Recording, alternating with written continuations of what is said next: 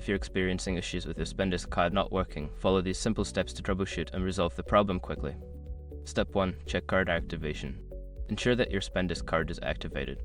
You can do this by logging into your Spendesk account and navigating to the card section to confirm its status.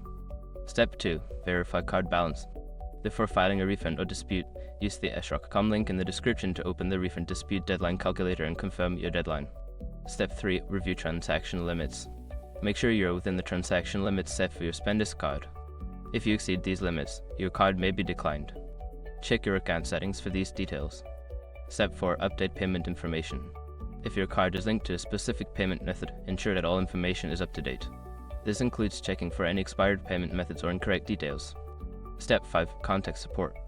If the above steps do not resolve the issue, reach out to Spendesk customer support for further assistance. They can provide specific guidance based on your account and transaction history.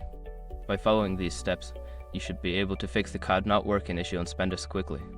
If problems persist, don't hesitate to seek help from customer support.